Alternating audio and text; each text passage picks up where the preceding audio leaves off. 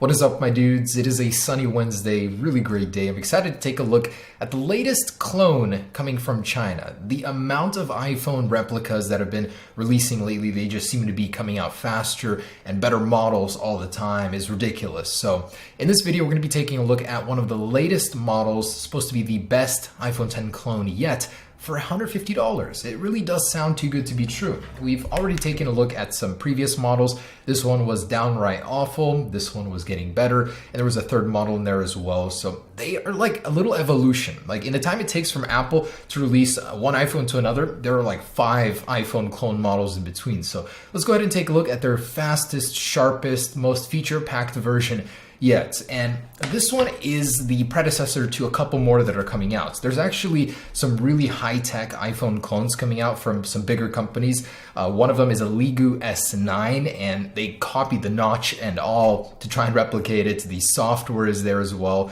except it has a chin like a Galaxy S8, but still, it's going to be the best looking iPhone clone. And also there's another model that's copying it to another extreme. So as you can see, the market is ripe for the iPhone clone, but is it a right device for you?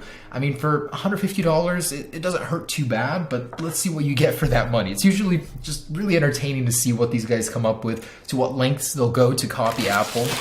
And this latest one, actually on the description, it says a pre-production sample. So this might be the prototype of the iPhone X before it came out. No, okay, not really, but let's take a look at it. Always exciting, always funny to see what these guys can come up with. Of course, they always have to come in this conspicuous packaging.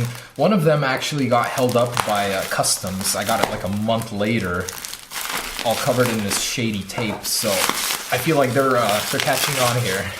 All right. Wow, this one has a little bit of heft to it, and it comes upside down. So the back text is upside down here. 256 gigabytes, iPhone X. All right, let's go ahead and flip the camera so you guys can get a look. All right, and we will be comparing this to the latest and greatest from Apple. So this is the first time I've ever actually used a clone next to the real deal. So we'll really have to see how these do compete. And this is the first time it's ever come in the accurate color matching apples. This one is going to be a white version. So off the top, already a pretty horrible experience. The box is flipped upside down. It's definitely not sealed in anything. So if you wanted to fool somebody with this, that's already quite hard to do, which is a good thing. I mean, there's no need for them to get smarter. Oh wow, it actually comes with a packet now detailing Face ID. So this version does come with Face ID, wireless charging, well, their versions anyway, so that'll be very interesting to see. And that's it. No stickers, but you do get a little pin tool, which Apple hasn't offered in a very long time. Okay, and here is the device. Wow, all right, so they did improve a couple things on the back that I can see already. I mean, the color for one, and it looks really, really similar here. Now, if you guys didn't know this, Apple actually applies a specific coating to their device to give it this sheen, this very interesting luster, as you can see here, and it looks good. This one obviously doesn't have it, so up close and personal, the differences are there. Also, the camera lens looks pretty good, but Apple does not have a little chrome on the inside around the flash. That might actually interfere with the flash. And as usual, one of the lenses is most likely a dud. All right, so pretty close. The antenna bands are a little bit wider and they're a different shade on the fake one. The button is the same size, so they got that right. It's pretty close, like really, really close here.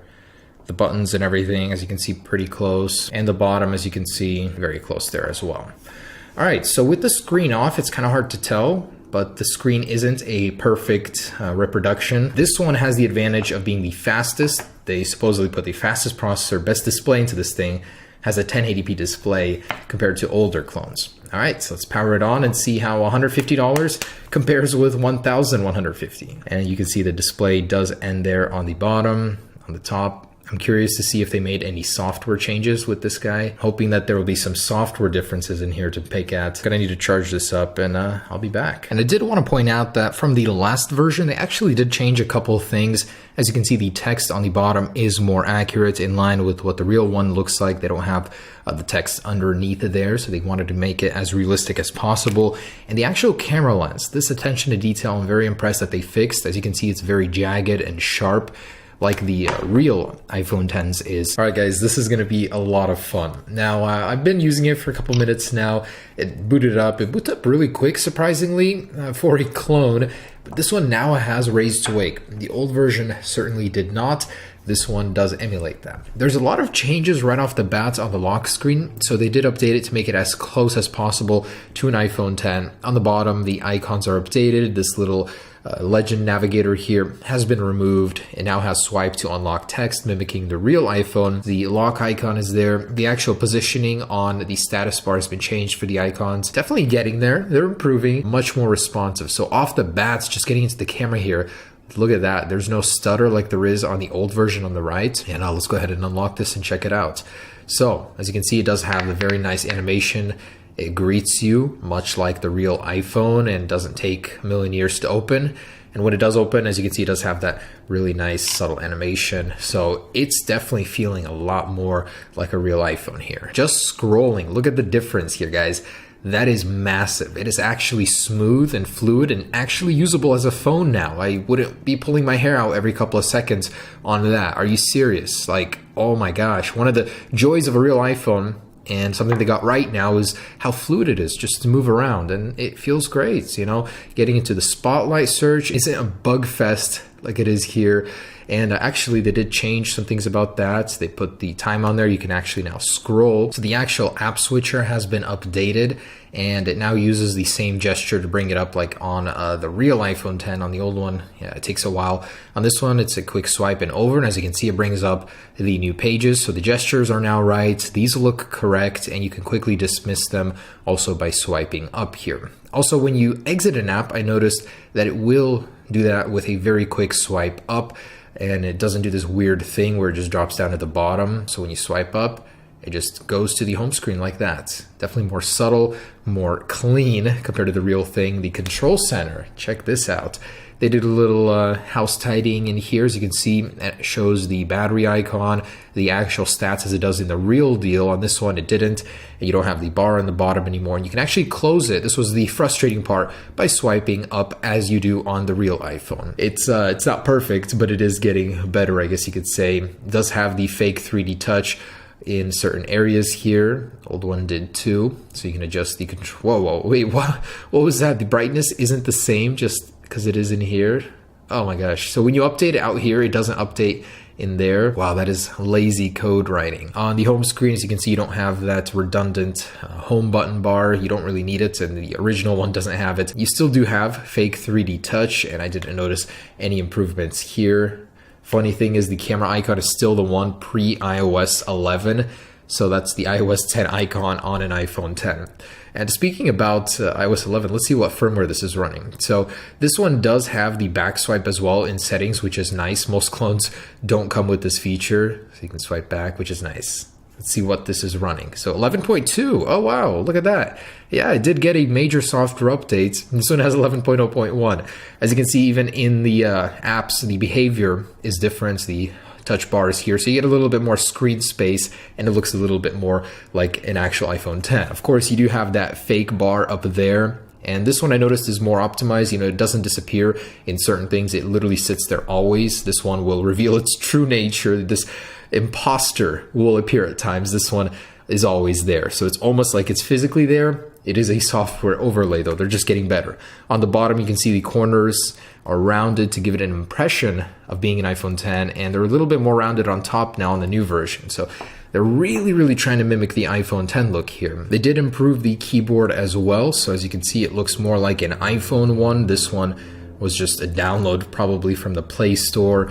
And you still do not have an app store, obviously, from Apple. This is still the Google Play Store. This is an Android phone underneath it all. Do not be fooled. I know it looks like an iPhone 10, but it is not. It's definitely not an iPhone experience, but it is much better than before. I mean, if you just wanted to buy this thing to fool around with for 150 bucks, it makes a pretty decent Android phone, I'd say. It's not half bad. This one is a lot more responsive than before, closing apps, you know, jumping in, moving around. It's not a lag fest like it is over here. So definitely better on that end. All right, so let's see if the hardware is indeed different, because it does feel a lot faster, but let's see if they were not lying about the processor, because they did say they upgraded it to the fastest one available compared to the last version. version. I'm gonna run this, probably gonna take a really long time, and I'll be back. All right, and here are the results of that Geekbench score. Pretty abysmal. This one failed on me. They really didn't want you to check on that. On this one, we did get a score here. iPhone 10 running Android 6.0, Apple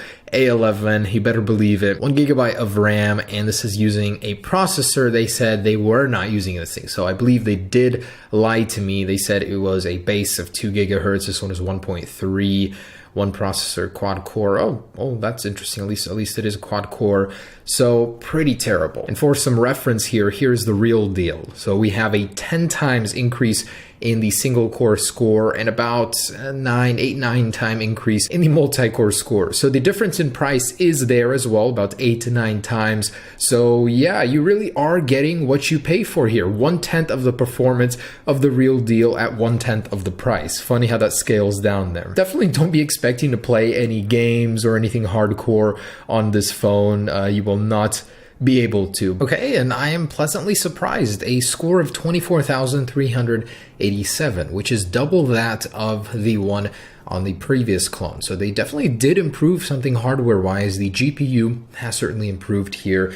And a little reference here, it's still 10 times, okay, 8 to 9 times behind the iPhone 10. So again, that scales down the price. All right, so last thing remains, I want to check out the Face ID and wireless charging options here. I actually wouldn't be surprised if this is faster than this one. All right, so let's try and add a face here. That's it. That's all it takes, is literally like a few seconds and you are added onto there. Okay, so let's test it out. And okay, so that's not as fast as I thought it would be. 1, 2, 3. Okay, I jumped the gun there. Definitely not as fast as Apple's. I don't know why it's being a little finicky right now, but it does work. It's just pretty dang slow while doing it. All right, and wireless charging. Let's see how this works. I believe the last version had it as well. So it does work. You set it on in the right position, it does go to charging right away. So that's kind of cool. You are able to wirelessly charge this. I don't know if it's going to be any faster than standard charging. So there it is, guys. Features wise, they have updated it. Software wise, it's been improved. It's got wireless charging, Face ID, faster, slightly faster processor. What more do you need for $150? Very last thing, as is tradition, let's take a look inside here. I bet I don't even need any tools to get in here. Literally about to pry it open as is. Hey, I just took apart my iPhone 10 with a knife. How do you guys do it? Is there a proper way to do this? Hopefully it's not made of glass this time around. Nope, still plastic. Oh man, they got a lot of adhesive on it this time. So they improved it so it doesn't peel off as easily as last time. All right, going. Oh, shite. So that actually is real glass. Oh my gosh. I'm lucky I didn't cut myself there. Wow, they did change the internals. That is for sure. Wow, that is so surprising. I did not think that was actually made of glass. I've never had a clone be made with premium, or seen it be made with premium materials before. As you can see, they did change the internals a little bit. The wireless charging pad is off to the side now. That's very tidy for a clone. Oh my gosh. Wow. All right, so I done goofed there, but they did improve this thing a lot over the last version. If you guys want to upgrade the SD, you can do that, but be careful, this is glass now, no wonder. Oh wow, and I just realized they copied the 3D touch right there. Last thing I wanted to show you guys is the camera, because I didn't test that out yet, but more than likely that is a dud and not a real one there. Alrighty, so out here in the wilderness, testing out this dual lens setup. Now they say in the settings that it's 1080p 30 frames per second. I highly doubt that. It's upscaled 480 maximum. I mean, it's blotchy, grainy, colors aren't looking great. For comparison, there's an iPhone 10 for you. 9-day difference. So I think they lied about the camera. Processor certainly was true. I can tell this one not improved much, and the lack of stability, optical image stabilization definitely is apparent. So horrible camera.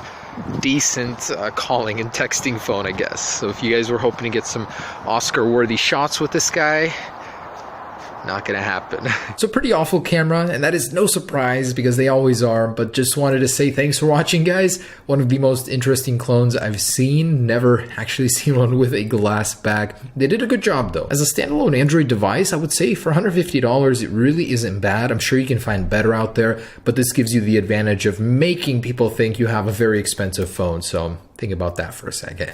Anyways, guys, thanks for watching. Hope you guys enjoyed it. This was a lot of fun to make. They are getting better, and with the new ones, the Lego S9, they will get very, very good. And I'm very excited to review that one down the road. Stay tuned, guys. Peace.